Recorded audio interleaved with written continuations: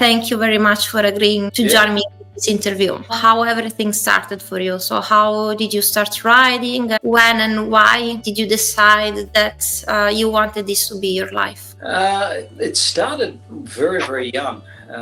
We didn't live on a farm. We lived in town. But I always had an affinity for horses, just from very, very young. From 2 or 3 years old, I had an affinity for horses, and my mother loved horses. So when I was of the right age, 4 or 5 years old, my mother took me to riding lessons. Then I started pony club. So I've just always wanted, since I was tiny, I've always wanted to do it. What's your reason why?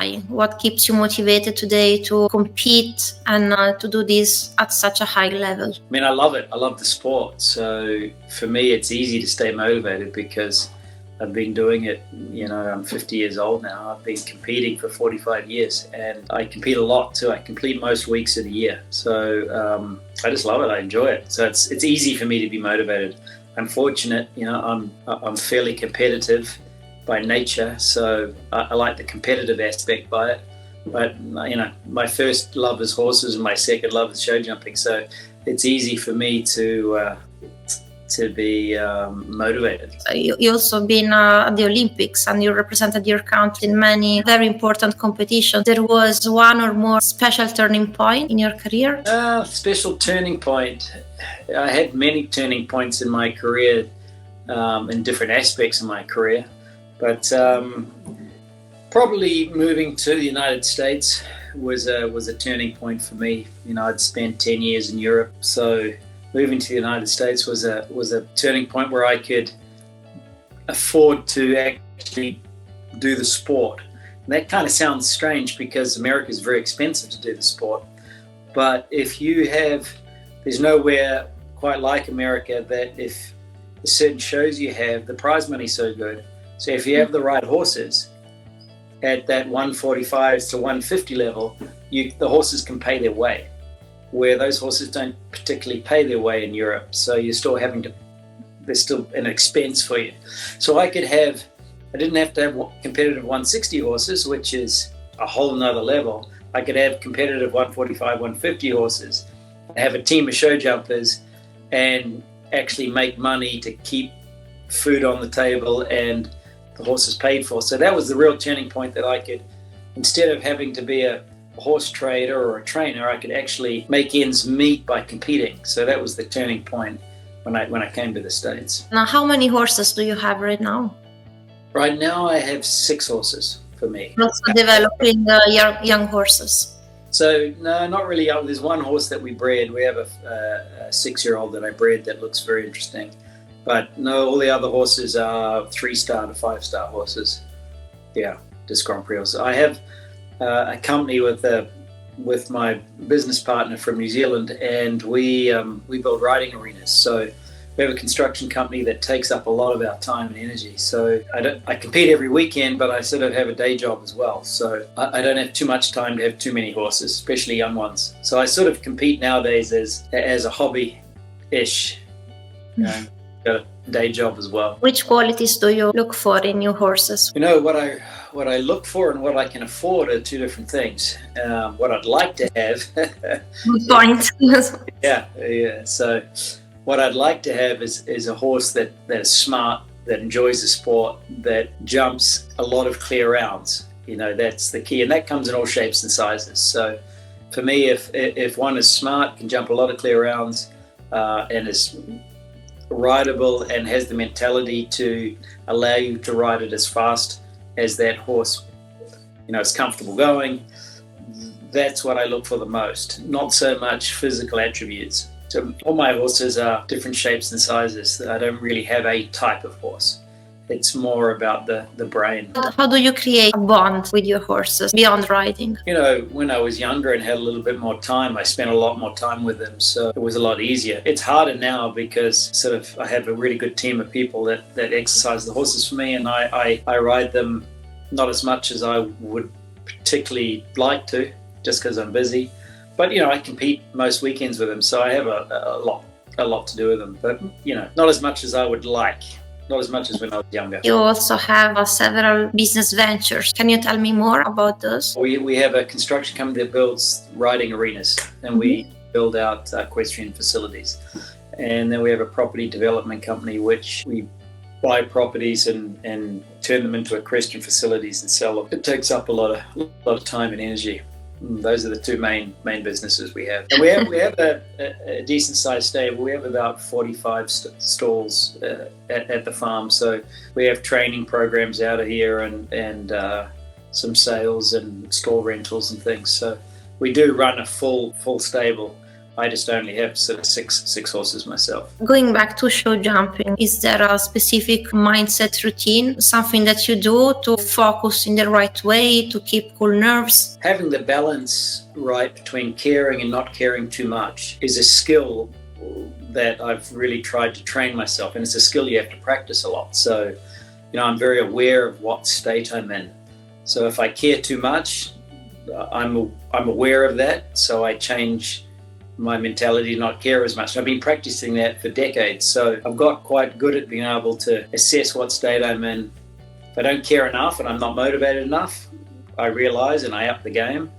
And if I care too much, then I try to get myself in that right state. So it's hard to say exactly what I do. It's just being present and aware of what my state is and having enough practice over the years to know where I need to be. And it's that balance between caring too much and not caring enough. Do you have favorite venues among all the arenas that you've competed in? Venues? I'd have to say it was Rome would be my favorite venue. I only ever jumped there once before, but for me that was a really special competition to go to. Is there someone you really look up to? Yeah, tons.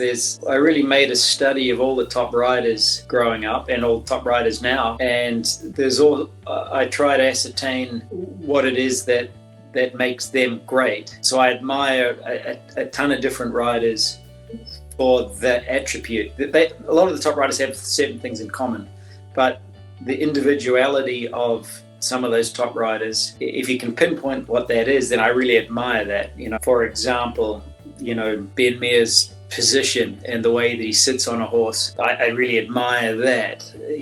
There are certain riders out there that have certain traits that I really admire. So I can't say there's just one. There's probably 30 of them that I really look up to. What about ethics in the equestrian world? Where do you see things going in the future? I've show jumped in more than sort of 35 countries around the world.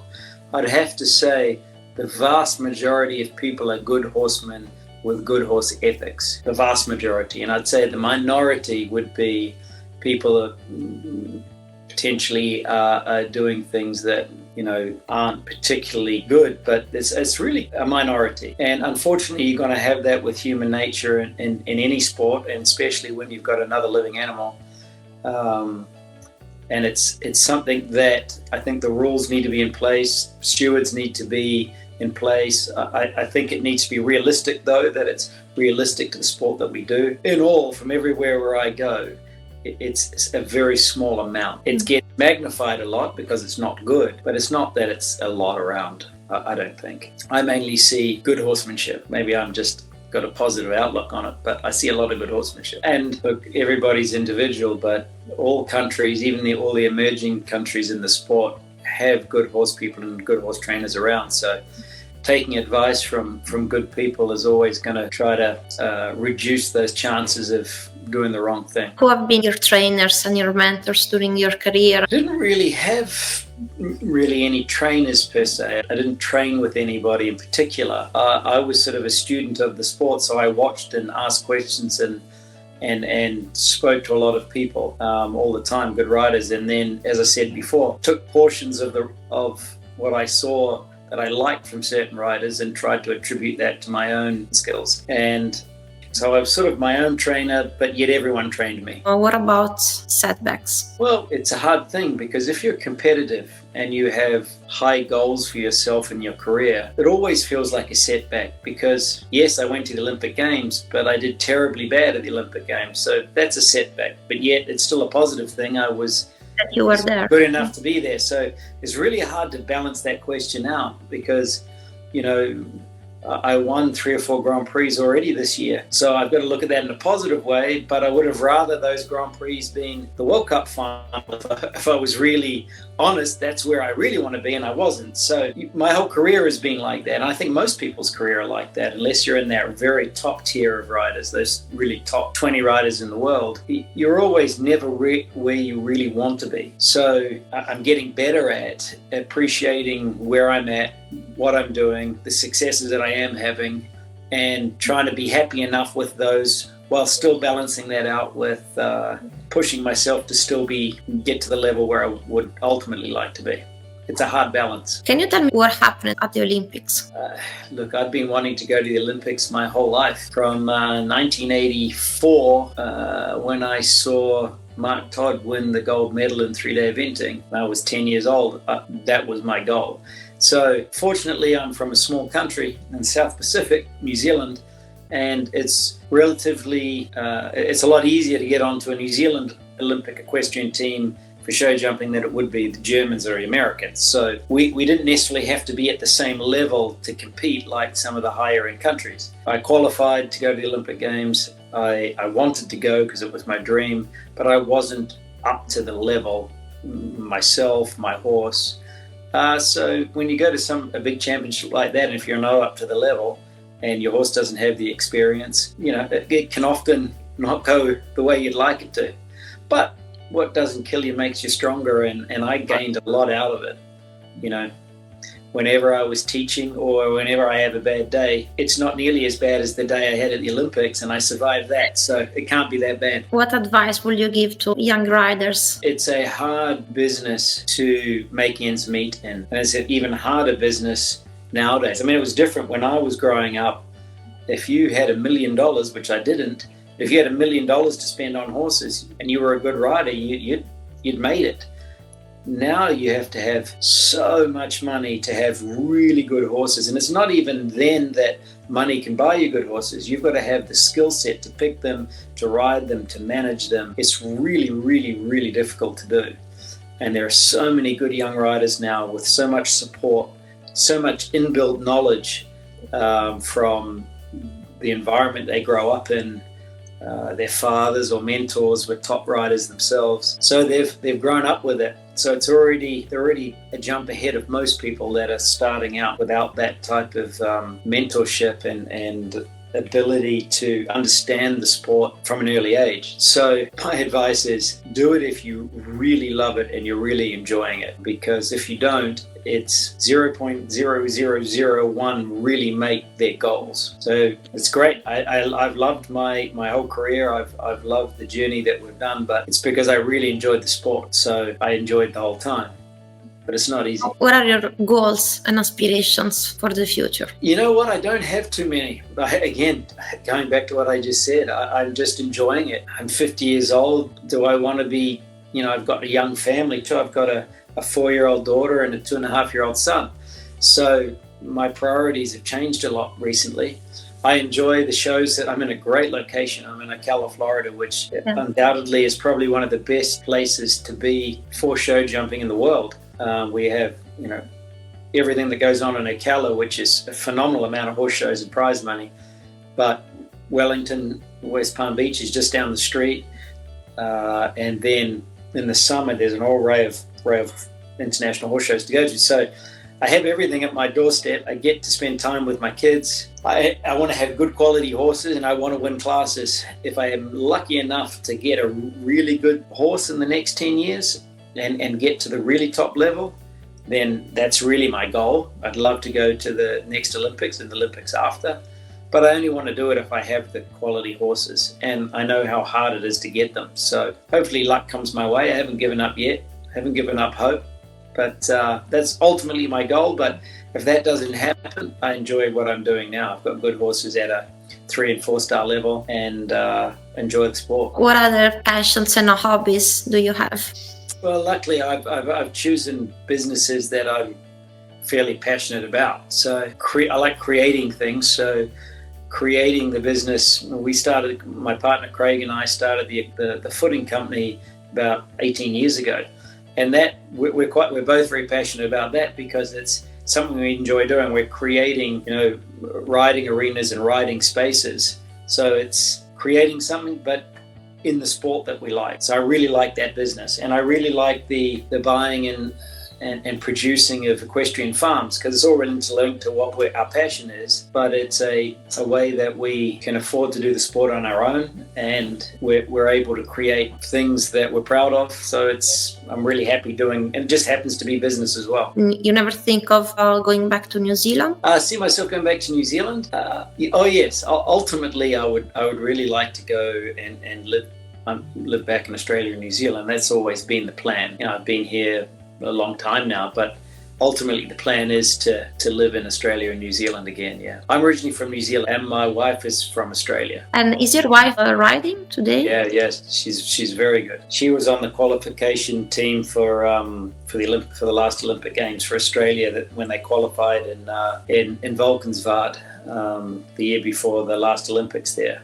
And her horse had a little injury, but she'd never got to go to the games because her horse was injured. But her horse is back, and she did her first bigger Grand Prix last month, and she was second in her first Grand Prix again. And she's got a great horse, and they're a great combination. Yeah, she beats me nearly every time. So we have the same upbringing. We come from the same culture. We live in the same place, and we love the same things, so it makes life a lot easier for us. And jumping at the same level, so we can understand the nuances of it. And how did you meet?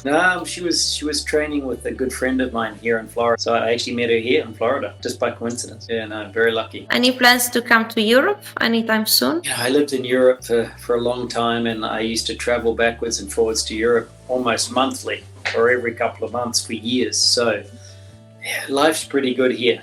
And I have everything, business is good, and I've got the children, and I'm not really buying and selling too many horses nowadays, so I want to go there on holiday when we get some time. But the shows are really good here, so it's hard for me to go to Europe and horse show when the prize money is a lot harder to get, because there's less of it, and it's harder to get, the big prize money to get into the big shows. So probably not. One day, but not in the near future.